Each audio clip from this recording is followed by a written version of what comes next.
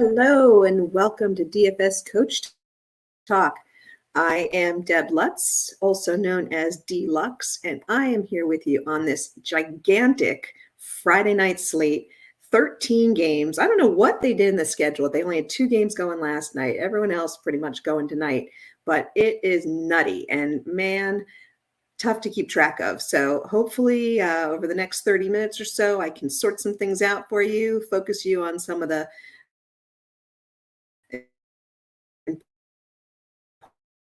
important games, some of the properties, use it to all win some money. I am not as big of a fan of the big slates. I tend to together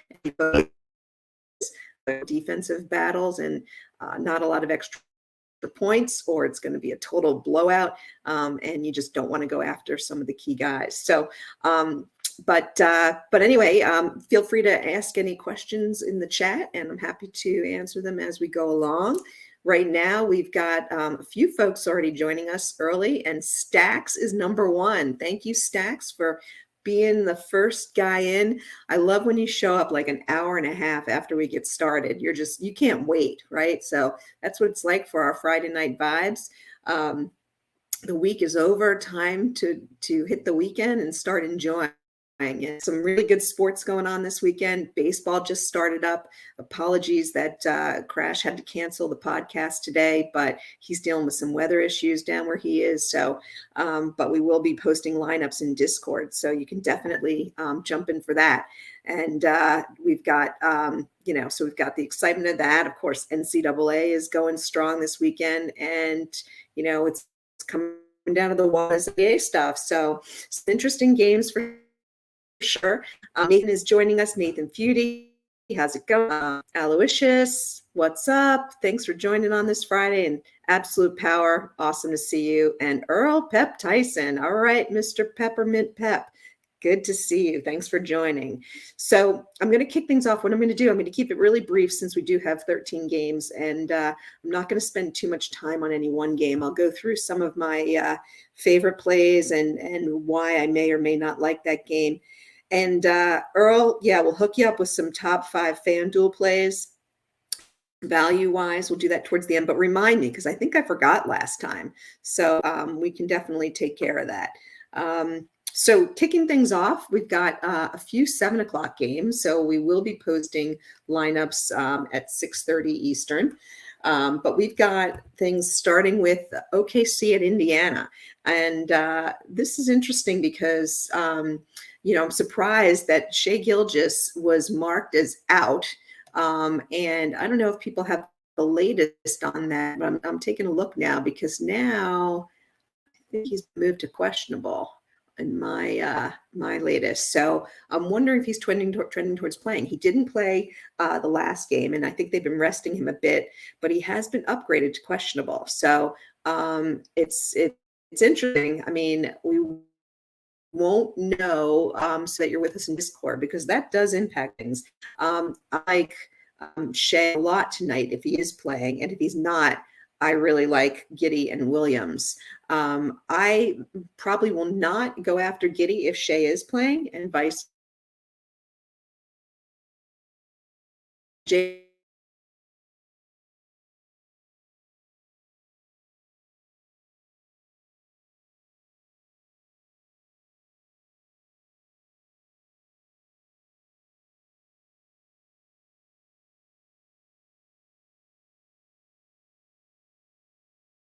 Top plays tonight, and his ownership is like 1.5%. It's crazy. So I like him a lot. Not going to go after any of these other guys. Isaiah Joe just keeps burning me. Every time I play him, he stinks. When I don't play him, he's great. So not going to go there. Jalen with a Y just does not quite get enough usage.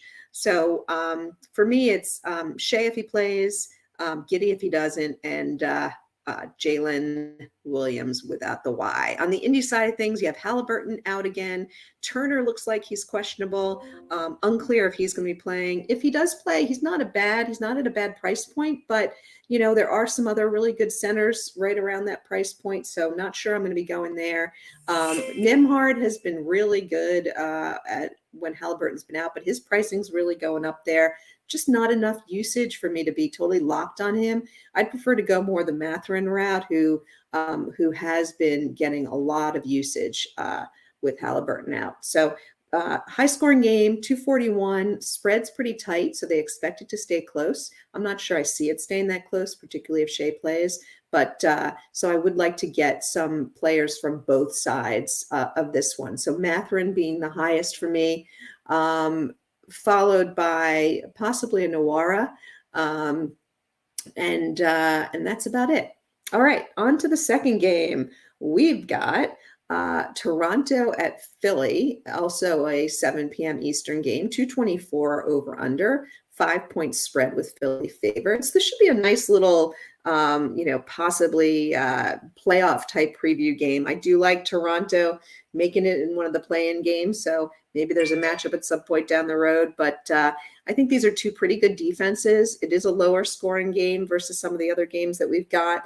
You do have a couple of potential injuries, but nothing massive. Really, Gary Trent questionable is the only thing for Toronto that's meaningful. And then Tobias Harris being questionable, as they might just give him a rest night, would be what's meaningful for Philly. I don't see it having that much impact on a game overall. And like I said, because these are two more defensive-minded teams, and I don't see a lot of value, their pricing is really fair.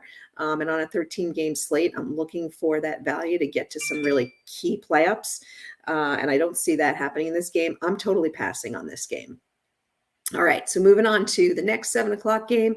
It is Orlando at Washington. 225 is the over-under. It's a 1-point spread with Orlando favored. So again, this is going to be another keep it close kind of game, which will keep the starters in for more minutes. You don't really have anyone meaningful out for Orlando. On the Washington side, you got a lot. You got Beal out, you have Kuzma out, and you have Gafford as questionable again. So what does that look like? On the Orlando side, again, no one stands out as real value. I tend to view these guys more from a GPP standpoint, potentially a Folk or a Carter. Again, Carter's another one of those guys in the 6+ K range who, could easily get you 6X and you can feel good about it, particularly against Washington. But there are a lot of center choices tonight, so we have to be real choosy there. On the Washington side of things, wouldn't blame you for playing Avdija. He's really been playing well. I don't fear the matchup against Orlando, but I'm probably not going to him tonight. The only guy that I'm really excited about on Washington is Porzingis, particularly if Gafford's out and he gets more minutes at the 5 position. He is expensive, but he'll be lower owned, and the usage is just through the roof when Beal and Kuzma are out. Both usage and point trade tonight with some of the other games that people are going to sing on. And to round things out for the 7 o'clock games, we've got Chicago at Charlotte. 224 is the over-under. Spread here, though, 9.5, starting to get to that double digit. We have a number of double-digit spread games. So, again, got to watch out for that in terms of the spread of minutes that people are playing. Chicago is, still fighting for that play-in position, pretty much like they have it wrapped up. But, you don't want to be too careful. And they're playing against Charlotte with all their injuries. They should feel like they've got this one in the bag. But, you never know. So, I think we need to wait to hear some of this news on the Charlotte side of things, because right now you've got Oubre, Smith, and Hayward all questionable. Rozier is out. So you have at least some value with Rozier being out. But if all these guys are playing, it makes it a little bit tougher. 224 is not the highest total. Chicago's defense has gotten a little bit better, although with Beverly coming over and Caruso starting, although Caruso is questionable. So, but not this game doesn't totally excite me. So I'm going to wait on that news and not really target anyone from the Charlotte side, except Mark Williams. Mark Williams is going to play today. I think he gets the bulk of the minutes at the center position playing against Vuk. I think he could be really active today. And I do like him a lot at the center position. Again, a little bit more of a value play than some of the other centers. You could go to Levine or DeRozan. We'll take a look at their pricing in a moment. I think it's actually we might as well just pull it up right now. On full. Again, you just want to watch out with blowout risk. You've got Levine at 8,000, certainly fair. DeRozan at 8,800, I think, is a little bit high. So Levine on FanDuel for sure is a pretty good price point. Ownership is getting up there. I think other people are seeing that that's a pretty good price point as well. And over on DraftKings, he's 8,100 at 12% ownership. DeRozan's a little bit closer, 8,200. I tend to like DeRozan a little bit better in this game, but I think both are good options. And again, DeRozan at 8% ownership, fairly owned. What I really like is Mark Williams, 5,800 and only 2.8 ownership. So I do really appreciate that. So probably won't get to a Levine or DeRozan necessarily, although I think they've got some good upside in this game. But given their price points and given some of the other guys, not high on my list. All right, let's see where we are in the chat. So Daniel Uher is here. Okay, Daniel, thanks for joining. I don't think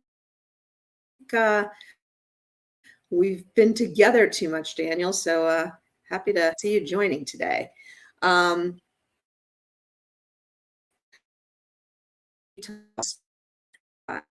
Over under 10-point spread.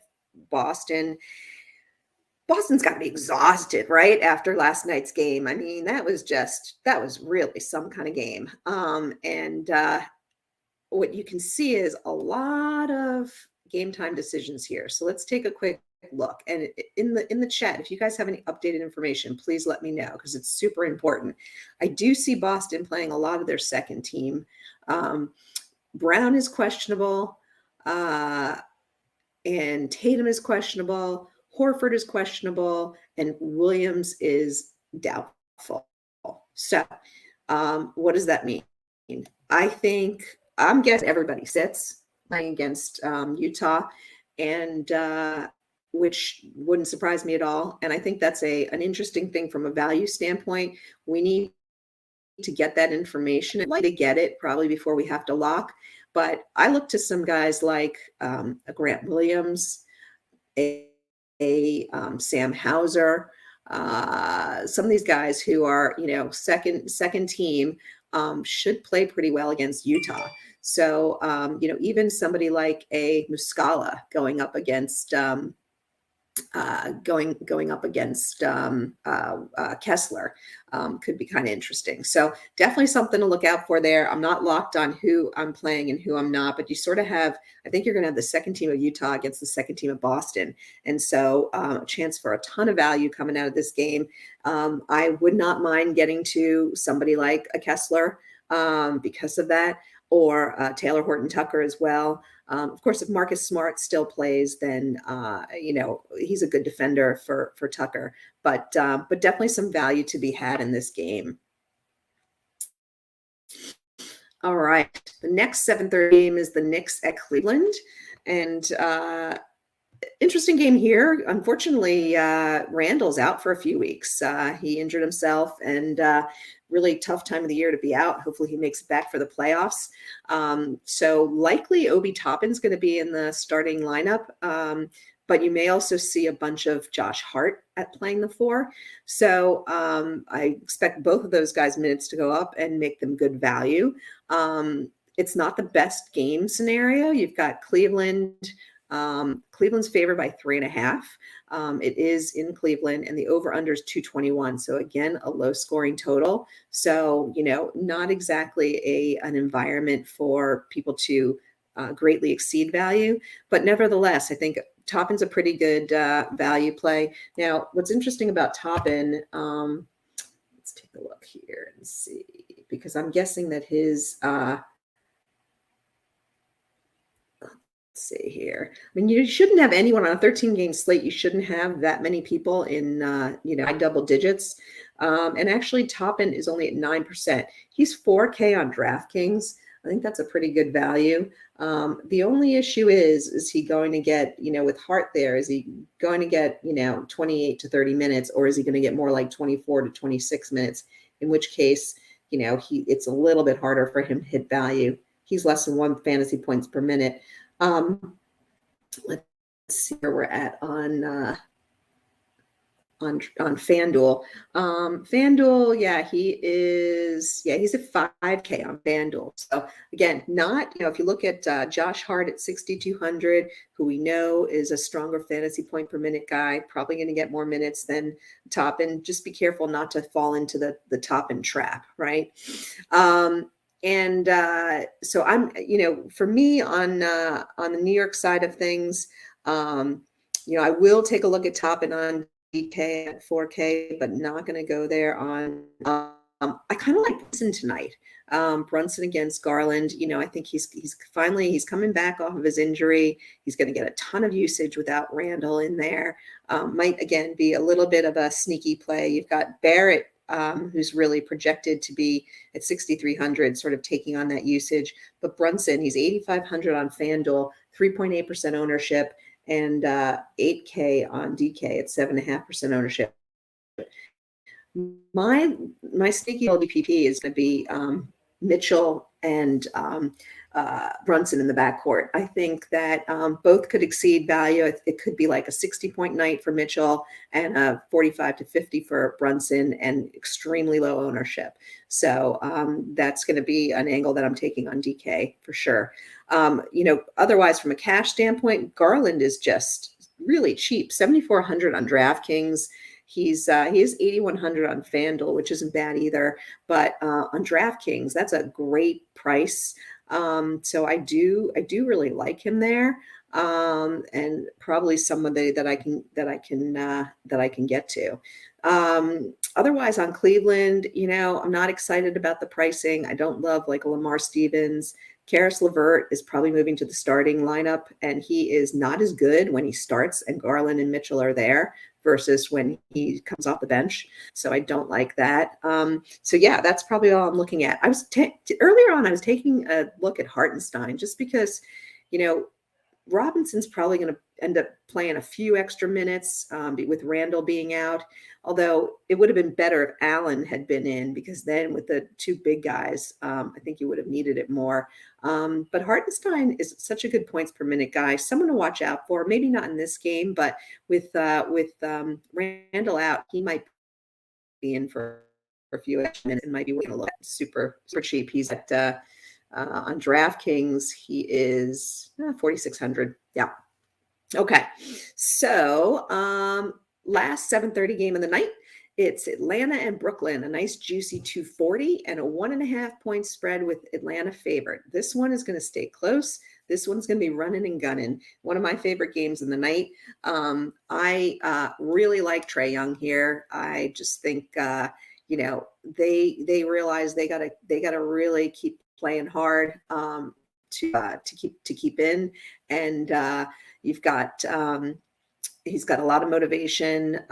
Brooklyn is hanging on. I mean, they are not even Brooklyn's ahead of Atlanta, so super interesting to see how this one goes down. But I think Trae Young, I think Atlanta's going to be motivated from here on out. So I do like Trae Young in this one. Again, not necessarily. Let's see what his ownership is. He's 6% on DraftKings. He's only 8,900, which is really inexpensive for him. That's a nice price point for Trae Young. And on FanDuel, where he's at 10K, he's only 0.9% owned. So if you really think he's in a smash spot, you're going to get some really sneaky low ownership on FanDuel.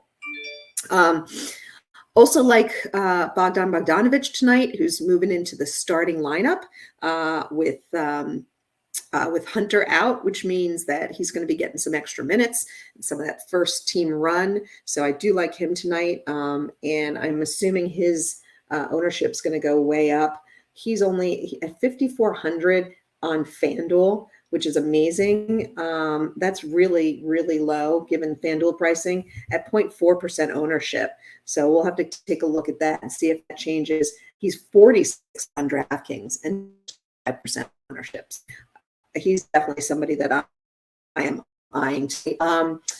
And over on Atlanta, I love some of these. Over on Brooklyn, I love some of these Brooklyn guys. On DraftKings, I prefer Dinwiddie, Dinwiddie and Bridges. I mean, it's a tough one, honestly. I think they're both 20% owned. They're both 7,800. I don't know. Could you even consider playing them both? That would be crazy. But I tend to, let's take a look over on FanDuel. They're also neck and neck. Dinwiddie's 8,000. Bridges is up to 8,400, but they're also getting really high ownership. So they're both getting high ownership. I think it's deserved. I tend to favor Dinwiddie a little bit more tonight in tonight's matchup, but I also love Bridges.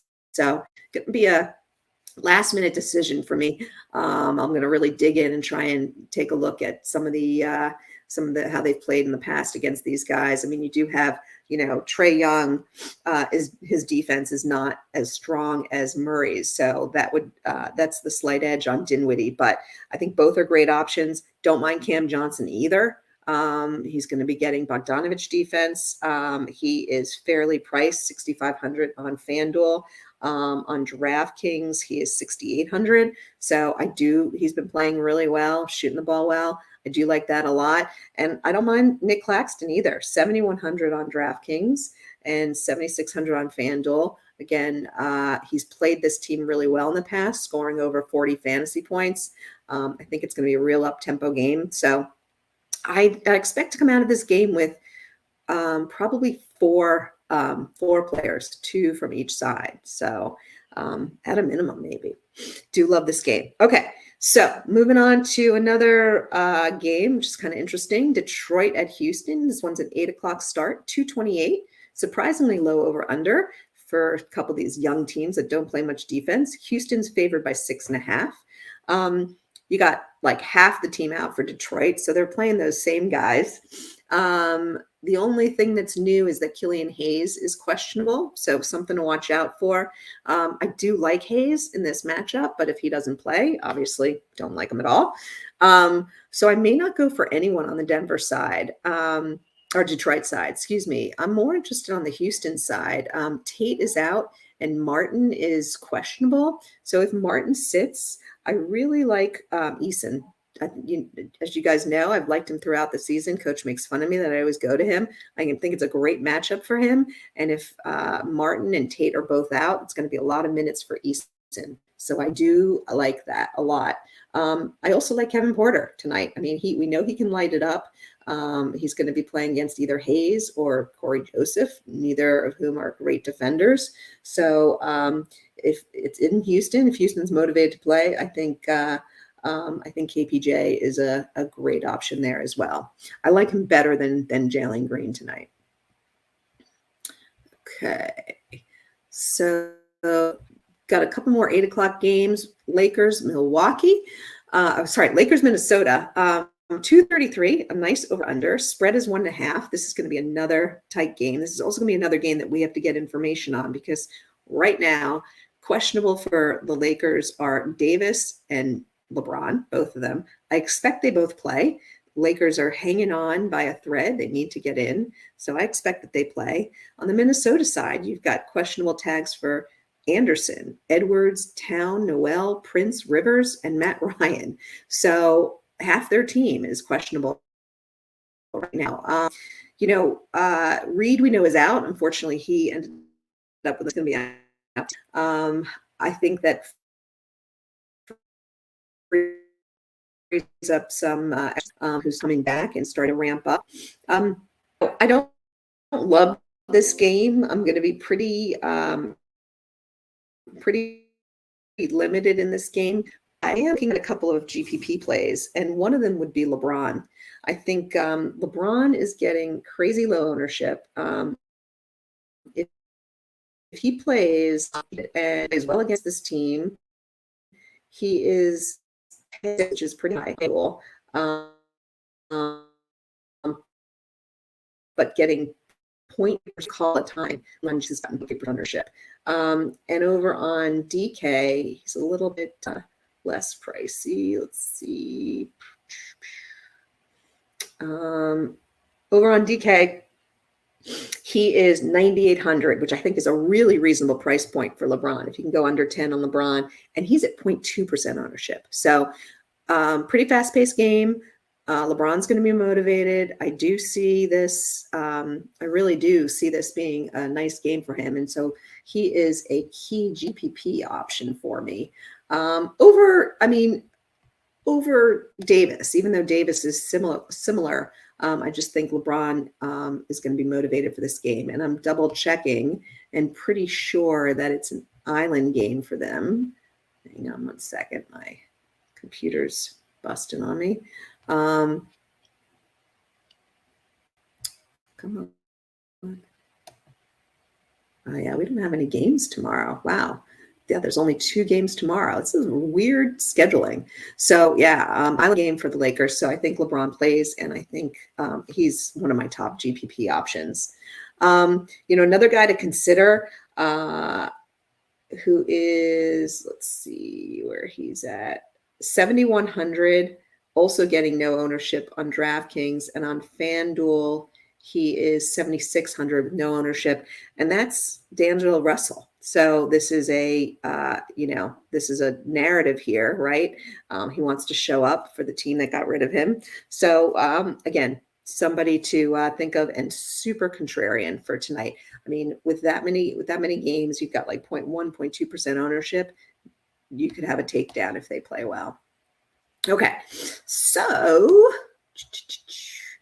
moving right along, we've got some more folks in the chat. King of all trades has joined us. How's it going? Good to see you, man. Happy to have you here for the Friday night vibes, as you say. And again, if you guys have any questions at all, fire them off in chat. We've got our Clippers at Memphis. Another decent over-under at 236.5. Memphis favored by 5. Leonard is still GTD, and it was for personal reasons, so not sure what's going on there and if he's going to be coming back. But he is the only one that we're waiting to hear from. The other guys, George, Morris, and Boston, are all ruled out. On the Memphis side of things, Conchar is questionable, and you've got Adams and Zaire Williams out, so fairly healthy over there on the Memphis side. For me, as a result, I'm really not excited about anyone on Memphis. You could take a look at Morant, although from a high-price guy standpoint, he's not my favorite. A Tillman possibly against Zubac, not crazy, and his pricing is reasonable. But again, so many centers tonight. He's just not my favorite. I'm really going light on this game, if at all. On the Clippers side, you could go Kawhi if he's playing. But again, I respect Dylan Brooks' defense and Desmond Bane defense, so probably not going to go there. And the other guy, I'm not a Westbrook fan at all. Not going there, although he had a huge game last night. And then the last guy would be Norm Powell, who's coming back. He didn't get quite so many minutes last game. I expect he'll get more tonight, but they play so many guys. Powell could do well against this team. Me, like Powell's he's like one of 3 guys who I hate playing. So with a slate like this, I'm just not going to go there. So it's almost a full pass for me in this game, even though it's a 236.5. I just don't get excited about the pricing in this game and how it's going to turn out. For the next game, talk about huge over-unders, 242. That's the winner of the night. San Antonio Spurs, Golden State Warriors, and get this, an 18-point spread. So this is one where I just do not want to touch any of the starters on Golden State, with one exception. I just think it's going to blow out. I think they're going to end up playing their guys really deep. So you could go for value here if you wanted to. But the one guy that I'm particularly excited about is Kuminga. On DK especially, he's super cheap.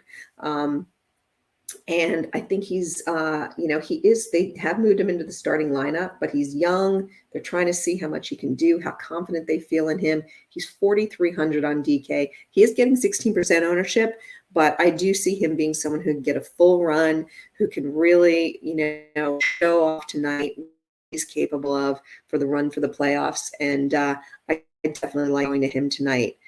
On the other side of the ball, still a bunch of game time decisions. You've got McDermott is questionable, Johnson questionable, Langford questionable, Vassell questionable. You do know that Zach Collins is out and Sochan is out. So for me, I'm not going to do a lot here. Possibly Mamu at center position. He's going to get the bulk of the center minutes with Collins out. But they could play small as well, particularly against Golden State, and if they don't bring Looney in. So he's not a definite for me, but he'd probably be my top option. The other guy might be Keldon Johnson if he plays and the other guys don't, just because they need offense from somewhere. But I'm not excited about playing Bates Diop in this matchup. Trey Jones, it's not not the worst matchup for Trey Jones, but he's just not a high upside guy. So I don't get really excited about him. Let's see. Let's take a look at Trey Jones and see where he's at from an ownership perspective and his pricing, because he's someone that I don't look at very often. I'm just not the hugest fan when it comes to DFS. But in this kind of a game, 5,900. Pretty pricey, right? Because this is, again, not a guy who's going to, go off and give you 45 points. So I'm probably, this game 242, it's huge, but probably going to do at most one from each side in this game. So that brings us to, I believe it's our last game of the night, which I'm excited about, but I'm bummed as well. So this is my Phoenix Suns. They are facing off against, I'm sorry, I missed a game. Sacramento, Portland. This is an interesting one because basically Portland's playing like 7 guys. 231 is the over-under spread. Again, another huge spread that we've got tonight. Sacramento by 14. So again, you want to be careful of those Sacramento first run guys that, they may only get 25 minutes or so. As a result, the only guy that I'm probably looking at on Sacramento, unless you really wanted to get really GPP-ish and do Darren Fox, the only other guy that I'm looking at is Lyles. I think he's going to get some extra minutes tonight. I think they'll rest Sabonis a little bit. And so against Portland and Eubanks, I like that play. And it's going to be a nice value play. On the other side, on Portland, you could go with Eubanks. He's going to be getting the lion's share of the minutes. And I do like Watford a lot if he plays. Right now, he is questionable and trending towards not playing. So unclear, but that's probably all that I like there. I mean, you could go Shannon Sharp. I mean, he's getting a boatload of minutes, and Sacramento's defense is not great, but he's really expensive right now. So that's definitely more of a risk since it's unclear how well he's going to play. So that brings us to the last game, Denver Phoenix, and this is what I was saying. I'm totally pumped for this game, but bummed as well. I was really excited about the matchup, but now I'm finding that basically Denver is sitting everybody. I don't know what's gonna happen for sure right now. Murray's trending towards not playing, and you've got KCP and Porter and Jokic all questionable. I'm guessing they sit all of them. And here's the thing. I'm going to the game tonight, and I'm so bummed because I was really looking forward to this game. But now it feels like a blowout. I don't know how many minutes they're going to play the Phoenix starters. I was excited. I have not seen Kevin Durant play yet as a Phoenix Sun. Excited for that. But, now it's not much of a game. The 227.5, but Phoenix is favored by 10. So, Phoenix is not usually a blowout team, and I don't think Denver's one to roll over. But that being said, I just don't see. I'm a little less excited about going to watch the game. But that being said, I think we need the news on Denver now. We may not get it in time, and that's the only issue. But there's clearly value available if if they really do sit their starters. I think a guy like Bruce Brown comes into play. He's going to get over 30 minutes and is a good play. Somebody like a Zeke Naji, his minutes will ramp up. You might even see Reggie Jackson get some playing time, or Thomas Bryant. But something to look out for, but I'm not sure the news is going to come in, so I'm not relying on this game too much for value. And on the Phoenix side of things, I'm just going to sit back and watch this game, and I'm not going to, go after Booker or Durant, because again, I just think if it's blowing out, you're going to get to that second team pretty quickly. And Phoenix is running kind of deep right now. So, it could mean someone like a TJ Warren gets a good run. And, he's potential value also. But I just don't feel too comfortable making all those decisions at this time. So probably just going to sit back and try and enjoy the game, and it'll be a pass for me. All right. So, here we go. King of all trades. Yeah, King. I didn't realize you're a Nuggets fan. Nice. Yeah, they are definitely. Yeah, let me know. Are they actually sitting, or is it still unknown? Because if they are sitting, definitely we can play out some of these value scenarios. I just don't know if they're going to, when they're going to announce, and if they're going to do it before lock. But I do not want to leave without helping out my buddy Earl Pep Tyson, who wants some FanDuel value plays. So I'm going to pull that up right now. I think you also wanted a best center on FanDuel. So let's start with that. And for me, I'll give you the top 2 or 3 centers on FanDuel here. All right, we're going to go on ownership and see. Yeah, so Mamu is getting the highest ownership, 5,300. I love Porzingis. He is 9,600, kind of pricey. I really do like him tonight. He's 20% ownership. I'll run it down. Let's see. You got Mamu at 5,300. Not a bad play, but minutes. I'm a little concerned about his minutes. He might 6x it, but maybe not. Eubanks. Yeah, 5,600 is a little high for Eubanks. So I think I'm not interested there. I like Claxton a lot, 7,600. I like him better than Miles Turner. And like I mentioned earlier, Mark Williams at 5,700, I like as well. So from the top 10, those are my favorites. If you go down the line a little bit, Şengün at 7,400, not bad, only 8% ownership. Wendell Carter, I had mentioned, 2% ownership at 7,100. That's also a nice price point. And is there anyone else down? I'm not interested in Mitch Robinson at 5,700. Walker Kessler, 7,900. Boy, that's getting really pricey.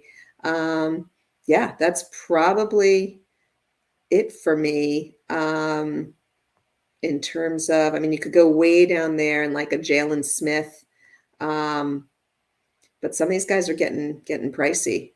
And unfortunately, I would have liked Ayton at 7,300 but they're just not really playing these guys. Maybe a Zeke Naji if Jokic sits, Zeke Naji at 4K would be another value play there. So best value plays overall. Let's move out of position. I'm probably not going after some of this Portland, just like a little 100. I don't like 5. Let's see here. I'm going to do this a different way. I'm looking at all the guys below 5K. So let's see here. Who's interesting? Someone like a Gary Payton, 3,900. Again, if they end up playing mostly the second team, but it's risky. That's a risky one for sure, like an Anthony Lamb.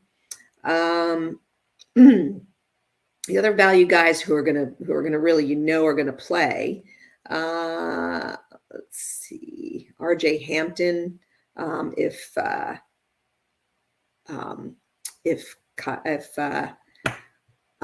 what's his face sits. Killian Hayes sits. Let's see. Boy, value is tough tonight. Value is really tough tonight. I'm probably more of a mid-level, playing the mid-levels tonight, like a Dante Gianvincenzo at 4,900. I think is a good value there. Neesmith at 5,000. So once you get to, I love Kuminga at 5,100. He would probably be my top, but I think I'm really not looking at anyone, in the fours here on FanDuel. FanDuel is definitely a little tough tonight on value. So let me see if there's anyone else like right around that 5K mark. I think you're better off moving up to that 5K and getting guys that you know are going to play. I mean, Amamu at 5,300 is a good play.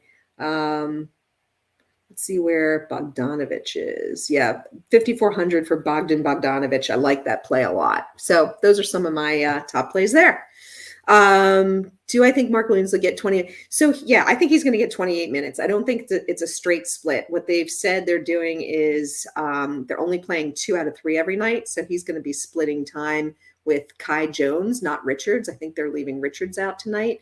And so he's going to get more minutes than Kai.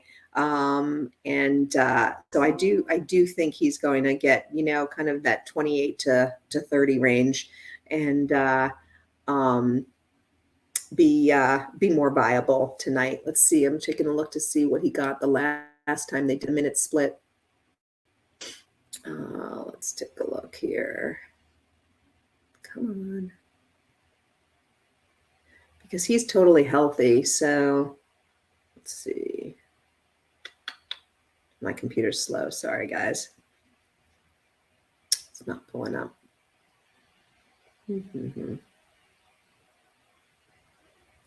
Come on here. Let me try. Okay, let's see.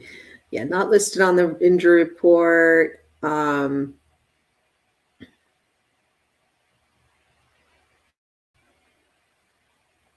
Yeah, actually, it looks like Jones may rest and then Richards. But the last one they were still splitting 32 minutes. So if he gets 30 minutes, he is good for that number.